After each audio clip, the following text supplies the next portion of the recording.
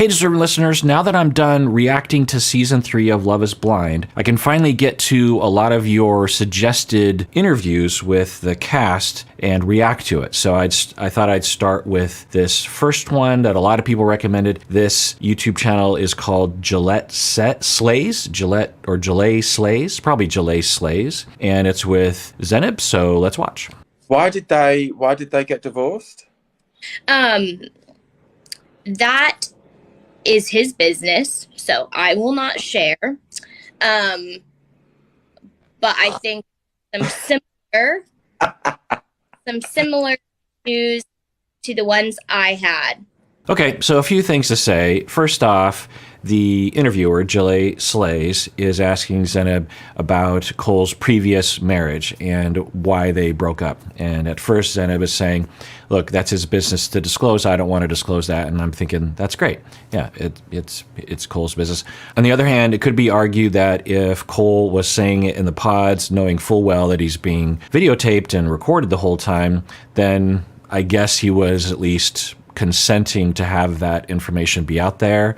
Then I'm thinking, great, she doesn't want to out him in ways that he doesn't necessarily consent to. But then she basically did by saying that according to her, and I also heard someone emailed me saying that Zanab met up with Cole's ex-wife and they conferred about Cole. I don't know the details or if that's true, but anyway. So Zanab is saying that the ex-wife has similar complaints about Cole that Zanab has. Who knows what that means, but we could imagine possibly the ballpark of what that means, that Cole, well, I don't know if Zanab has changed her attitude or her perspective over time, but from what I understand, her attitude at the wedding and then at the reunion was that Cole was abusive and lacked empathy, was body shaming and mental health shaming. The mental health shaming for sure. The body shaming, it's hard to know. Given what we saw in the cutie scene, right, it seemed at the very least that he was unaware of how his comments might come across. Whether he intended on it being that way, it's hard to be in someone's mind. It didn't look that way. And I think the consensus among viewers is that Zanab was reading into it and that Cole was kind of oblivious or naive. Anyway, so Zanab is saying that the ex-wife had similar complaints. Hard to know what that means. I think I have, as a hopeless romantic, this idea of looking up at your groom, right? And they're like teared up and they're like, and you're like, that's my best friend. Like, I've been at weddings of my friends and I just remember seeing them tear up and my friends as brides tear up and just being like, that's my person. That's the only person in the room. That's the only person I see. And I think I had that idea in my head for like that moment. And we had so many hiccups kind of going into wedding day when I said that I wasn't going to know until I looked up there. Like, I just looked up there and he just looked terrified. Like, just absolutely, like, let's not. It just felt so wrong. According to her, and I have no way of refuting this, it just sounds a little odd to me either way. What she's saying, if I was to paraphrase it, is that she didn't know what she was going to say until she went to the altar. Meaning that she was on the fence, that she might say yes, she might say no. I find that to be very strange and odd and unlikely. I think the show wants the cast members to say that because it creates more suspense for the actual wedding. And honestly, if the producers are encouraging the cast members to say those kinds of things, I wish they wouldn't, because it kind of, to me, invalidates a lot of what we're seeing. I want to see a real thing. I want to see real people trying to find the love of their life. And if that means that a few days before the wedding or a few weeks before the wedding, they decide that they don't want to marry this person, but they still want to go through the ceremony, I don't know, like because just imagine that for yourself.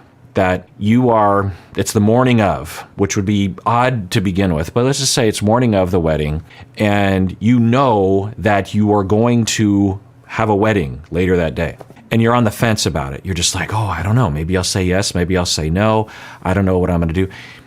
I would imagine most people would say, let's stop the whole thing because I don't know. Or they would say, well, if I'm on the fence, then it's a no, right? I mean, usually you're 110% sure that you want to marry someone. I don't want to marry someone. There's a big part of me that wants to marry this person, but there's another big part of me that doesn't want to marry this person. So most people would say no in that instance. They would, at the very least, they would phrase it that way. They'd be like, well, I'm on the fence. I want to say yes. I want to say no. And that basically means I'm going to say no, because there's nothing barring these individuals from continuing to date. I mean, we saw that in the first season with Giannina and I can't remember the fella's name, but so that would be the rational, that would be the choice anyone would make. People make that choice all the time when they are dating, right? That you start to fall in love, or you do fall in love, and you start thinking, should we get married? Or should I ask this person to get married? Do I want to spend the rest of my life with this person? And you're on the fence. You're like, well, I don't know them well enough, or we had those fights, or things are really good. I've never met anyone better, but I don't know. And people are in that situation all the time. I'm guessing Zanab's been there a number of times. I don't know. A lot of people have. And in that situation, I don't know, the vast, vast majority of people decide that, well, I'm just going to wait. Because I'm on the fence, that doesn't mean I should get engaged or plan a wedding tomorrow. It just means that I don't have enough information yet. So, but according to her and a lot of other people on the show, she had no idea what she was going to say until she was literally at the altar looking at his face.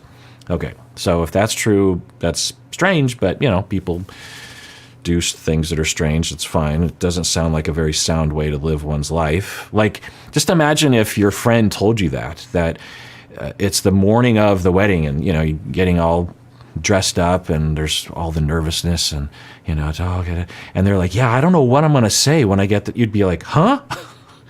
Let's call the whole thing off. You don't know what you're going to say? There's so many implications from that, right? But anyway, that's what she says. And then she's saying that they'd been through some stuff. They'd had their conflicts, which she clearly indicated at the wedding and afterwards at the reunion. And so she doesn't know what she's going to say. She gets at the altar. When she sees his face, he had a scared look on his face. And that's what gave her the oomph over the line to say no. And not only no, but to dress him down and humiliate him and attack him in long form in front of everyone. I didn't show it, but earlier she talks about how, look, I didn't humiliate him because his parents weren't there. And I'm thinking, well, his parents probably saw the show. I mean, it's filmed. Also, just because his parents aren't there doesn't mean that it wasn't his friends were. All your friends, you could have just said no. You could have just said, yeah, not feeling it. I don't know if we've ever seen a cast member even come close to doing what she did. Now, according to her, she would say it was justified because he's a monster, I guess. I don't know, maybe he is. And I know there's a lot of different opinions about that. I can't know because I only have the show to go off of. Who knows? Maybe he is a total monster. I don't know. I don't see any evidence of that. There's not strong evidence of that. There were some problematic incidents when he calls her bipolar and the sort of tone he has. And by the way, if you didn't watch that or you want a refresher, that's not bipolar. That's the things that she exhibited. She might have it, she might not, but there's nothing that was presented in the show that gave me the impression that she might suffer from bipolar. People with bipolar are very particular. And the internet and the public view of bipolar is very misinformed. Let's just say that. Anyway, so according to her, she didn't know. She goes to the altar, sees his face, a scared look, and that's when she said no. I'm thinking her story is that she is saying that he didn't really want to marry her, and so then that gave her the push over the line to say no. All right, it doesn't sound likely. My guess is that early on as they were filming, probably weeks earlier, at least days earlier, either one of them had made a choice as to whether or not they wanted to get married. They might have even conferred about it. That would be the rational, ethical thing. If you 3 weeks earlier are like, yeah, I don't think this is going to work. We fight too much. I mean, maybe we could date after this, but I don't think either one of us want to do this, right? So you'd go to the other person naturally. I mean, they live together, right? They're together 24/7. or they're together a lot, and so you would think that would come up, right? So my total speculation, because I have no way of knowing, but it just sounds like something in this ballpark that at least a few days, if not maybe even a few weeks, they had decided either internally and or conferred with each other. And for Zanab, she started to catalog all these things that were upsetting for her in terms of her perspective. Now, if we saw those incidents that she was referring to, we might agree with her, or we might agree a little bit more with her as a consensus viewing public. Who knows? Certainly didn't look like the things that she was saying about him were justified, but who knows? And she started to catalog those things and either didn't feel comfortable telling him prior to the wedding or wanted to publicly humiliate him or something. And then at some point she made a choice like, oh, okay, instead of just saying no, I want to blast him finally with all the things that I have been cataloging and building up. If I was, again, just further speculation upon speculation, I have no idea.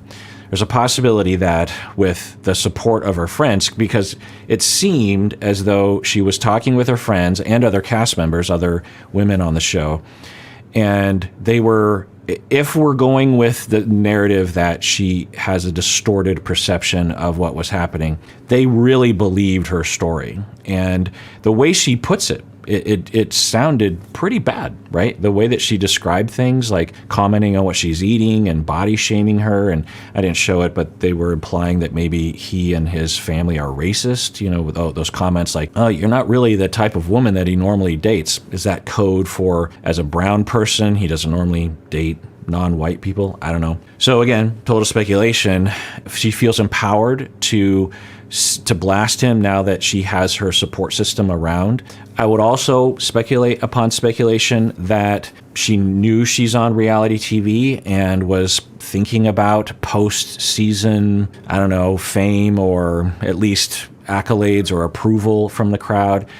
And she thought, this is, you know, I'm getting all the support from the other cast members. I'm getting all the support from my friends. If I blast him, I'm going to get so much support from the world that I'm gonna be, I don't know. It's hard to know what her motivation would be. Again, I'm just speculating. There's just a lot of other possibilities. She blasts him, and then she also will say at the reunion, and I think even during the wedding day, that she still loves him, that at the reunion she said she would have done it again, you know, that if she went back in time, she would again being engaged with him and being in a relationship with him, which those two things sound very incongruent, that you would consider him to be an abusive, ongoing, monstrous individual with no empathy, with a desire to harm other people just because he wants to, and you would do it again. It just doesn't seem to fit.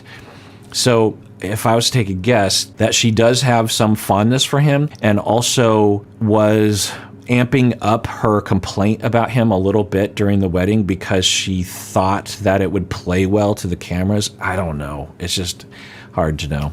Or she really does believe these things and felt completely valid in blasting him that way, and maybe she was. And when she's asked about going back in time and being with him again, she would say no to that. Normally, that's the honest answer, but she says yes to that. She's like, yeah, I'd do it again, because she feels like that's a better thing to say. I don't know. It's just hard to know. There's a lot of I've assessed enough human beings in my practice to know that first impressions are often wrong. So, and also first impressions are often very simplistic. There's often a lot of depth to these kinds of things, so who knows. But anyway, I'm yammering. Let's rewind and we'll hear what she said there again. And I said that I wasn't going to know until I looked up there. Like, I just looked up there and he just looked terrified. Like, just absolutely, like, let's not. It just felt so wrong. And just in that moment, I was like, we're not each other's people. So.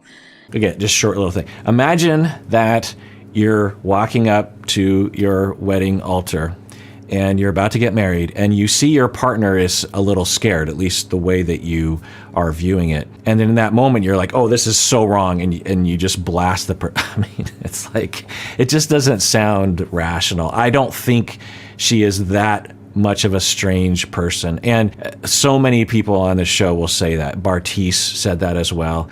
And other seasons they'll say it's unbelievable. It just doesn't make any sense that people would wait until they're at the altar to make a choice like that. So, yeah.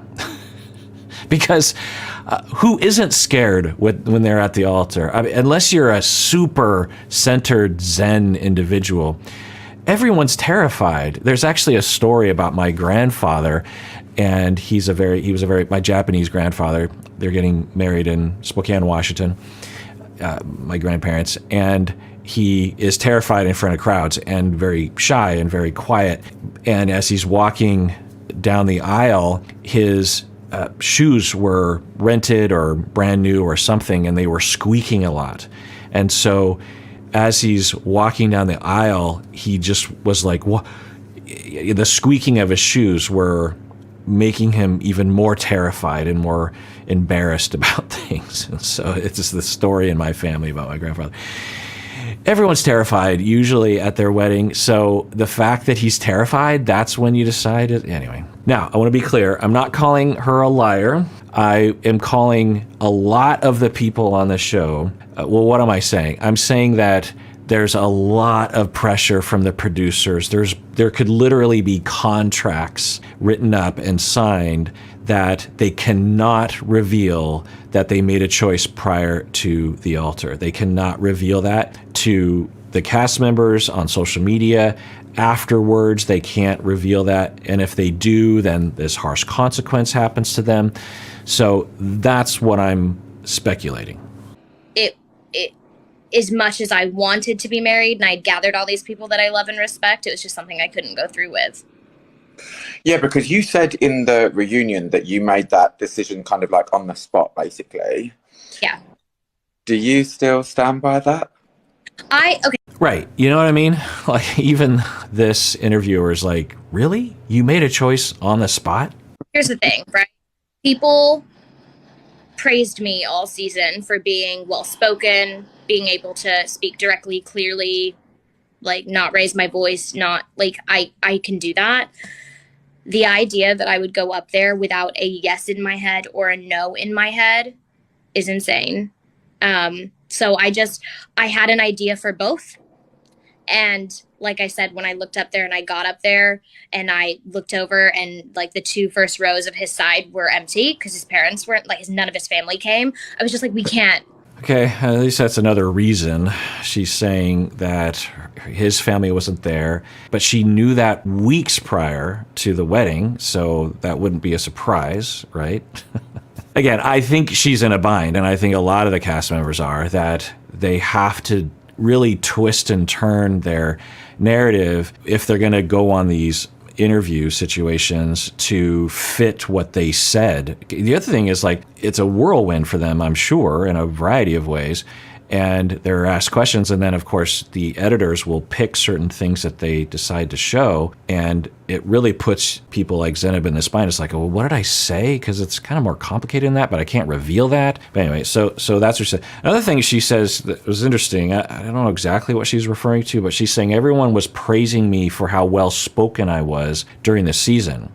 She seems to be implying, like, because she's saying in contrast, I blasted him at the altar. In contrast to that, I was very well-spoken normally, very calm and cool and collected, I guess is what she's saying. People were praising her for that. I don't know. I'll take her word for it on that one. Yeah, I mean, she wasn't complete. Yeah, I would say there were absolutely, and I was commenting on that, when he was being pretty nasty with the bipolar. And it wasn't just that he was calling her bipolar, which in and of itself is on its face ridiculous based on what was being presented. I'll say this again. Apparently in the general public, people think that bipolar means that you're two-faced, or that one moment you're very lovey and the next moment you're very hostile. That's not bipolar. It could be, maybe, but that's not. If that's all I heard from someone, and I decided to do a little bit of investigation, like, well, what do you mean by that? 99 times out of 100, what we're hearing is not anything that's diagnosable. It's just someone that gets triggered, or someone that gets upset or hurt. Their feelings get hurt. It could be a personality disorder spectrum, which I did talk about. And some people think that borderline is the same thing as bipolar. Even clinicians will mash those two together sometimes, which I find to just be completely ridiculous. Those two things are very, very different things. Anyway, so it's not that he was just saying that, which on his face is ridiculous, but it was his attitude, the way he was saying it to her. It was really holier than thou and arrogant. And in that moment, she did absolutely remain calm, cool, and collected. If I were her in her shoes when someone was saying that to me, I would have exploded. To be like, yeah, I mean, I don't know. I probably would have. When I was watching it, I was just like, ooh. And so, yeah, there were absolutely moments where she was calm, cool, and collected. I wonder if they'll ask the questions that I would. I'm just thinking, what would I want to ask? Well, I don't know, because it's public. I wouldn't want to put her in a position where she would have to talk about things she's not comfortable with. So I'll say that if she were a friend of mine, or if we were just having a confidential conversation, I would ask her, well, it's hard to know what exactly I would ask, because given her behavior, given the way they edited it, it would seem that I couldn't ask her a direct question hoping that I would get a direct or an answer that wasn't through her potentially distorted filter. But one of the questions I would try to get to, and it might take me a while to set it up so that she would actually, so if she were a friend, let's just say that we're close friends, like she trusts me, we have rapport, we've self-disclosed a lot, we've been through a lot together, I would say something like, look, Zanab, bestie of mine.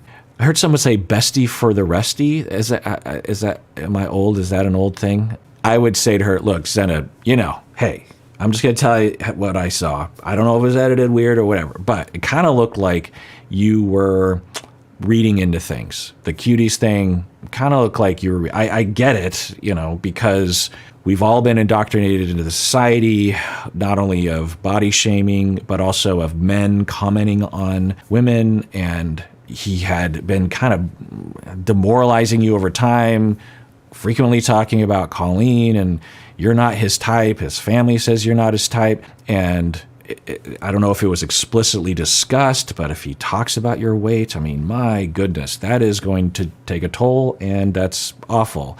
However, in the moments that we saw, it seemed like you were reading into it, and it seems like you were running with an assumption about what he meant by it and weren't giving him the benefit of the doubt, which, people are going to do. And there were some other moments too, like that first morning when he seemed like he was a bit standoffish. It could have been that he was just letting you sleep, or he was just in a morning bad mood or something, but it seemed like you were reading into it like he's a horrible person and he's treating you horribly.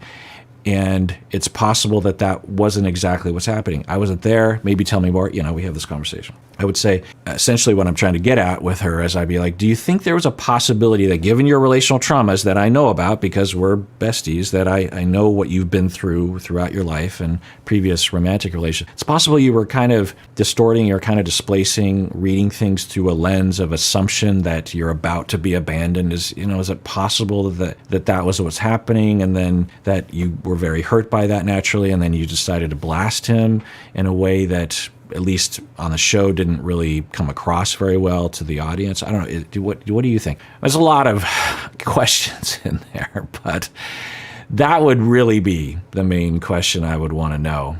And that would be the question I would try to get to. But it's hard to expect. If Zanab is distorted, it would be hard to expect her to be like, yes, I'm distorted. Everything that I said was wrong. And you'll hear people say, like, I have clients that'll say stuff like that. And I'll be like, no. I'm saying a portion looked distorted. We all distort. I distort, you distort, everyone distorts. We're seeing things through our lens. We all have our relational traumas. I'm not saying all of it was, but it seems like there were some key moments that might have been. Primarily as a friend, I'd be hoping that if that is true, or at least even kind of true, that Zanab would be able to know that about herself and differentiate it in the future so that she doesn't sabotage future relationships. Do I think that her and Cole were perfect for each other? Didn't seem like it. but who knows? So it's not like it was a huge loss. I'm sure she'll continue to date and probably find someone that is a lot more compatible. I don't know. But I would be hoping that for her sake, if she's looking for companionship in the future, that she'd be able to notice those moments where she's having this reaction. You know, the next time she's dating someone and she crosses that threshold where she's kind of investing a lot and her heart is really involved with this person, and he doesn't text her back one day or something like that, or he seems like he's a little standoffish when they go to dinner, instead of assuming that it means that he has this agenda that he doesn't want to be with her or is judging her or something like that, to just have a question mark and say, well, I don't know. I mean, it could be that, but it also could just be that he's tired, or could be that he just is busy or doesn't feel like texting me right now. It's fine. When we have our relational traumas, forms our lens, it gives us distortions. And so that's, I guess, what I'd be trying to help her with it as a friend, but I don't know. So I doubt we're going to get to anything close to those kinds of questions, but we'll see. So many reasons we can't do this, right? And yeah, I had the no in my head, I had the yes in my head, and the no got said. Okay, just a little. I had the no in my head, I had the yes in my head, and I just said no. Again, I don't blame her. I think it's the contract, it's the producers. They have, I'm guessing, it all kind of, you know, because every reality TV show will hire previous reality TV show professionals, and reality TV has been along for, has been happening for a long time. So you have these veterans that understand exactly how to affect, persuade, manipulate the cast members such that entertaining, dramatic things happen on TV to make a successful show. There are many reality TV shows, but only some will rise to the top, like Love is Blind. And the reason why that happens is because they have very competent producers that are good at figuring out how to get people to create dramatic moments. So part of that is, I'm guessing, in the contract and pressuring people. So it's just unfortunate, because when I react to these things, I'm hoping to be able to use it as a jumping off point so that we can all learn about ourselves and our own attachments, our own distortions, our own lenses, our own relational traumas. So what would I say about Love is Blind? I would say that a lot of it is real, seemingly, but some of it seemingly is not, but only some of it. Because, yeah, when you were, like, talking to him, it obviously came across like, I mean, it was pointed, but I think it just seemed more like you were waiting to say that, like you had that bottled up and you were ready to go. I think I had tried to, all those things. This was not the first time Cole heard any of those things. I think at the cocktail party, I was like, you've really affected my self-esteem. Okay. So, good question being asked by the interviewer, and she's saying, I told him those things before. Okay, I could believe that, but it's at the altar, so there's so many other, so many other things she could have. Now, is Cole completely damaged? Well, I don't know. I mean, we tend to downplay not only human relational traumas, but particularly for men, particularly for young men, particularly for young, maybe attractive men. I don't know. But I don't want to fall into that trap, because and this is me, and I think I'm alone in this speculation and in this perspective, but the way I read it, and I have no idea, but this is, there's probably like 10 hypotheses, and this is the one that is a clear winner in my mind, but they're all just hypotheses. And the hypothesis is that Cole also knew that he was a no going up to the altar, because although it looked like maybe even during the cutie scene, he was more invested. I was even talking about this with my wife, and she seemed to believe that Cole might have, because he did say that he would have said yes, or I think, and that's absolutely possible, but I don't know. It just seemed like the two of them were having a lot of troubles, and it just wouldn't be unusual if the two of them would be pretty ambivalent and thus would be a no, right? Anyway, so that's my hypothesis, is that he was a no, and they had at the very least hinted at each other, but knew that they were going to say no themselves, and probably knew the other person was going to say no as well. I even believe that the producers go to them and say, okay, tell me what you're going to say. Don't tell anyone else, but tell me, so that we can plan how we're going to configure the altar scene. And then again, this is speculation. And the producers are like, and then they don't tell the other cast member, but the producers get together and say, okay, well, we know Zanab is going to say no. We know Cole's going to be. What's going to play best? Well, what'll play best is because this is a very hostile. I imagine the producers, total speculation, knew that they had TV gold on their hands when it came to Cole and Colleen and Zanab. And they already had been reviewing the footage and thought, oh, this is going to be a chef's kiss altar scene. Zanab is even kind of thinking about blasting him on the altar. Okay, so let's encourage, again, speculative.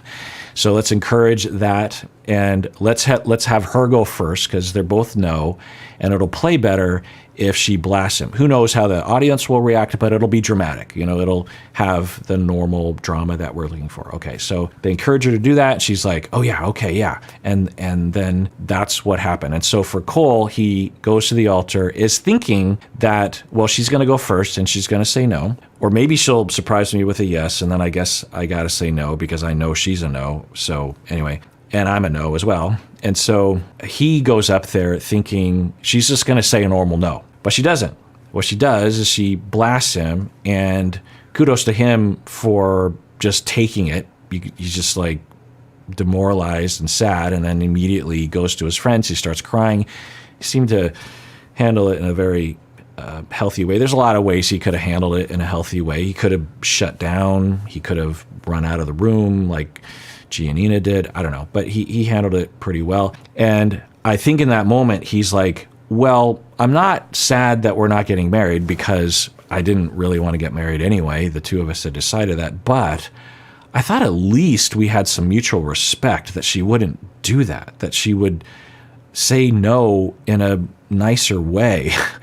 But she just completely attacked me with stuff that, yeah, I've kind of heard that stuff, but I don't know if it's fair. Is it fair? I don't know, but I don't think so. And so you could imagine that could really affect your trust in other people. When we go through moments like that where we're treated unfairly and we're treated in a hostile, harmful way, it will affect our, what we call in attachment theory, our working model of self and others. We have a working model of self, we have a working model of others, and it's affected by our life. We don't just invent our working model. Our working model, it's sort of like I have a working model of Seattle. You have a working model. You have an idea of what Seattle is based on whatever information that you've acquired. I have an idea of Seattle. I'll meet people in Seattle that were born and raised in Seattle as well, and their working model of Seattle is very different, right? Because they have different experiences. Anyway, so we have a working model of self, and crucial elements of the working model are, am I lovable? Am I a good person? Do I deserve respect? Do I deserve loyalty? Do I have good qualities that I bring to the table? Am I attractive? Am I interesting? Those kinds of things. And it's obviously pretty subjective. It changes over time, but we have a general foundation as to how we see ourselves. We also have a working model of other people, given different contexts. But what we're talking about here is attachments, right? And companions, romantic partners. And so working model of other is, how will people treat me when they're hurt? How will people treat me when they're upset with me? How will people treat me when they love me? How will people treat me when I'm not around? Will they cheat on me? So if you get cheated on, then it might affect your working model of not just the person that cheated on you, but all romantic partners. So the next romantic partner you have, you will assume more greatly that they're going to cheat on you because your working model of other people, of romantic partners, has been altered by previous experiences. So it's possible that and this is why it's important to go through therapy to become aware of those working models, because sometimes our working models are distorted, and for good reason, because we went through some bad stuff, but it can shoot us in the foot if we assume certain things about self and others. And also you can have corrective experiences in therapy or engineer them in therapy and couple therapy, family therapy, or outside of therapy, such that your working model improves. Because generally speaking, when we go through relational traumas, our working models become more negative, and that causes a lot of the mental health issues or relational issues that we experience in life, according to attachment theory that I adhere to, at least the broader attachment theory. Anyway, so for Cole, it's possible that his working model of others and romantic partners specifically might have been affected by that severely, such that the next time he engages in a romantic relationship and say they get into some kind of a fight, because that happens with all couples, that his anxiety will go through the roof because he's like, oh no, she's going to start harboring these feelings about me and is waiting for a moment to publicly humiliate me. And as that anxiety goes up for him, because of his working model having been changed by his experiences with Zanab, then his hurt goes up, his defensiveness goes up, his relational problems go up, his depression might, or mood issues, distancing, it could affect him. And then that could create a cascade effect where he is annoying to other people such that they will out him. And then it doubles down on that experience for him that continues to confirm or bolster this working model of others that you can't trust other people. They're not going to really level with you. Because I'm guessing that for Cole, he would say, look, I knew she was upset at me, but I wish she could have just told me that stuff in private. I would have heard that. She didn't have to do that. I would not have done that to her. There were a lot of complaints I had about her. I was not going to publicly humiliate her at the altar. I would never have done that to her. I gave her my heart, or at the very least, I opened myself up to her, and look what happened, right? You could see that affecting him, and maybe it has. Someone emailed me and said he's in therapy, hopefully working on this if this is a problem. I've tried to be like, have multiple times we've tried to have that conversation. Did I have points I wanted to get across? Absolutely. But did I get up there and I was like, let me calculate how to humiliate this man? Absolutely not. Yeah, I believe that. I don't think her motivation was to humiliate him. Okay, so if we go with the narrative, which we don't know, that she was at least somewhat, if not mostly distorted in the way that she viewed his behavior. He definitely did do some things that were problematic, and I commented on that. But the cutie scene, other kinds of things, it's possible the way it was edited, and it's hard to know even with the edit because we just see these little snippets, that she was reading into things, okay, negatively. And if that's the narrative that we go with, then it's not that she went up there saying, I want to humiliate him. It's not usually the motivation. I mean, it can be there can be some revenge aspects to the motivation of hostility.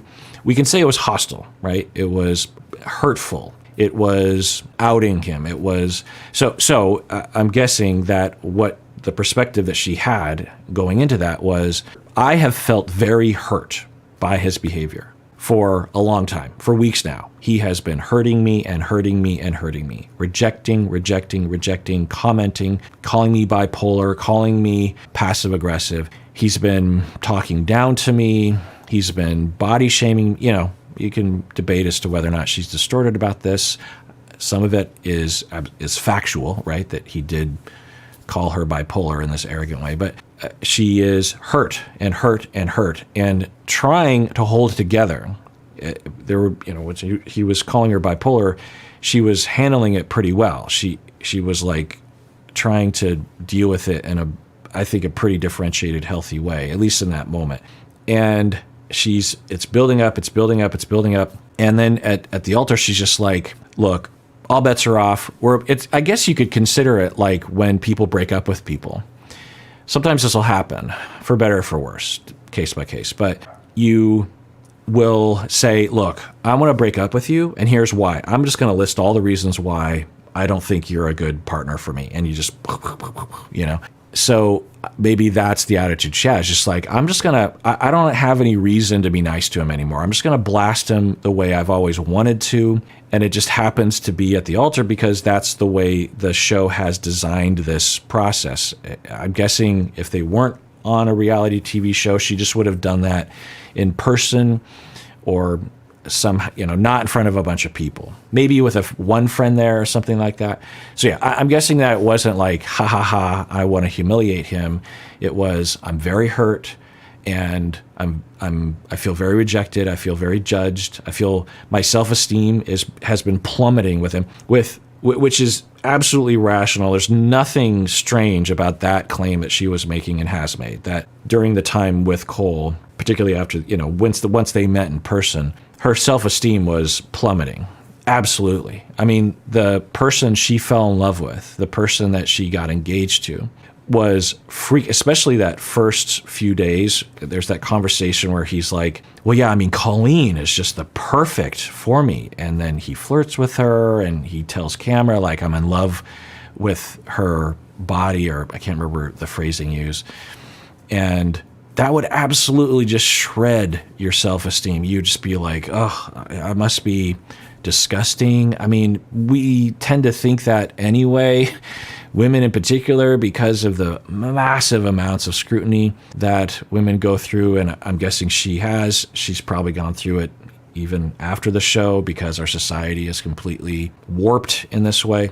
So yeah. Now, I think that if we just look at that one aspect of the relationship, I think that was circumstantial. I think that in the pods, Cole genuinely, seemingly, I don't know, fell in love with her, or at least had enough feelings for her to get engaged, her as well, towards him. When he met her, there was just something about her vibe. Maybe it was physical, maybe it was the way she looked. I have a feeling it wasn't so much that. I have a feeling that it was. So here's, again, I'm just speculating all the time. And again, there's hundreds of hypotheses I could put forth, but everything that I saw at the moment and subsequently, in my mind, somewhat is in the direction of this hypothesis, where it's a whirlwind, right? You're on this reality TV show. You don't have your cell phone. I think they're in the pods for a week, maybe a week and a half, 2 weeks or something. You're drinking all the time. It's a very intense emotional experience. Yeah, and then there's this voice on the other side of the wall, and you just feel like, oh, I feel safe. Like I'm looking for a tether to humanity. I've found someone.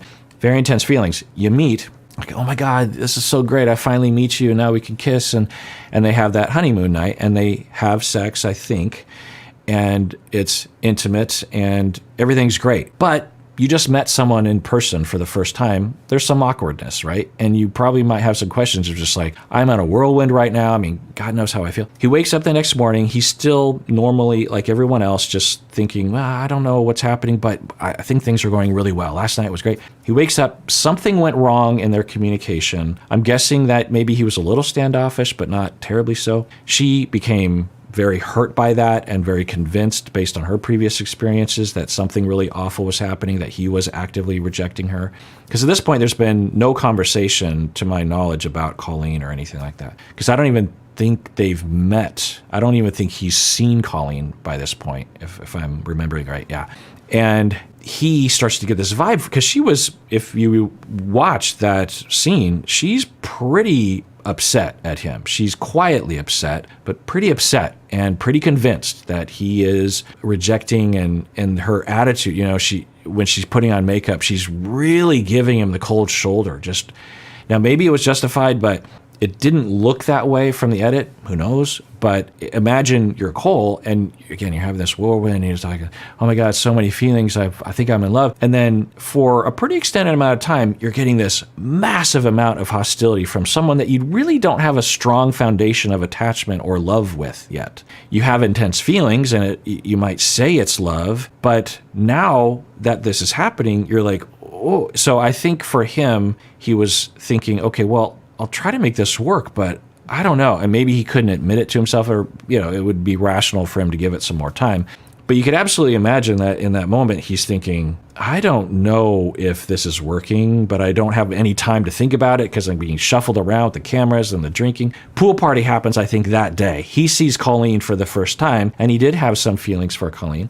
We use this as a jumping off point, right? So I've talked with a number of clients who are in a relationship, long-term relationship, where things have become difficult for conflict or distance or something, and they don't know what to do about it. Maybe they're kids and they're just in a routine. It takes a lot to get divorced usually for most people, so you just don't want to think about it. You try to fix it. Things get a little better here and there, but you just have this lingering distance and hurt feelings and rejection and loneliness over time. It could be years, could be days, could but often it's months, years. Then you meet someone at work or out and about, or your former partner on Instagram DMs you or something, and you're having a couple drinks, and you start to communicate, and then you start to flirt, and then one thing leads to another, and you're having an emotional affair with the person. Okay. Then you come to therapy, because that's a good time to go to therapy. And when I would explore that with people, often what I would found, obviously not all the time, because there's a lot of different variations to this, but I would see, a fair percentage of the time, after exploring it for sometimes years in therapy and contemplating divorce, maybe a couple therapy, that the infidelity, the emotional affair, and maybe it even grows into an affair. So when you ask the person, why are you cheating on your partner? In this scenario, this profile that I'm putting forth, they will say, I feel so in love with this person that I'm having an affair with. I've never felt this. I don't feel this way with my partner. I feel I'm constantly thinking about this person. And when we finally get together, I just feel euphoric.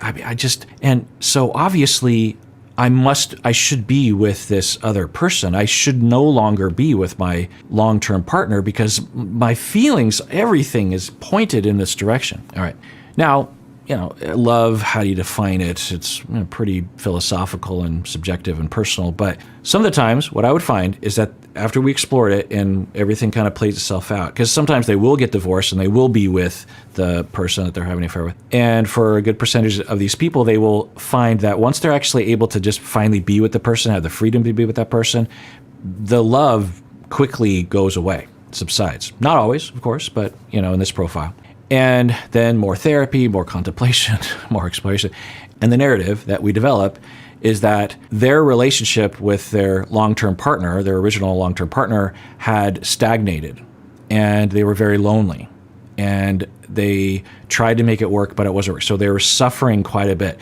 And then this other person comes in, and although they're not a match made in heaven, it's better than what they have with this long-term partner. And their heart opens up and all that new relationship energy comes in, and you start to interpret it in a certain way. You interpret it as, this is the one for me. Look, all these feelings I have for this person. This person must be the one. But you haven't been able to have a full-fledged dating relationship with this affair individual because you're limited in your ability to have contact with that person. Okay, then once you actually have the freedom to be with that person, you're actually not really made for each other, but your heart was oriented towards this new person because you couldn't face the fact that your current marriage, your long-term relationship with your original partner should probably end. And if you can't face that, then your heart might find a way to get you out of that relationship. It's funny to say that your heart has its own mind. It doesn't, of course, but I think you know what I'm saying. And so it's possible that, who knows, that for Cole, he started having these feelings of concern with Zanab, which would make sense, at a pool party, so, which is the producers probably really trying to make things happen. And then Cole, who knows, is like, I feel feelings. It's this escape that if I were only with Colleen, and remember the difference, because both Zanab and Colleen were wanting to be with him, that with Colleen, she was more surface and not deep. And I think she is deep. I think, of course, she has all the depth of any other human being, but she said that she prefers to keep things happy and da-da-da. And so that's very contrasting with what he's already experienced with Zanab just earlier that morning. And so you could imagine a lot of his heart might be extra attracted, and then he goes home, or the two of them go back to their honeymoon suite or whatever, and Cole is saying like, oh, Colleen, like because he's 25 or naive or something, and he just starts repeatedly talking about Colleen. He's drunk, maybe, I don't know. So again, there's hundreds of other hypotheses. What do you think? Do you think I'm close? What's your hypothesis about all that? All right, well, I'm saying a lot more than I thought I was going to say, so we'll have to pick this up again. And tune in next time when I continue watching this interview. And everyone out there, please take care of yourself because you deserve it. You really, really do.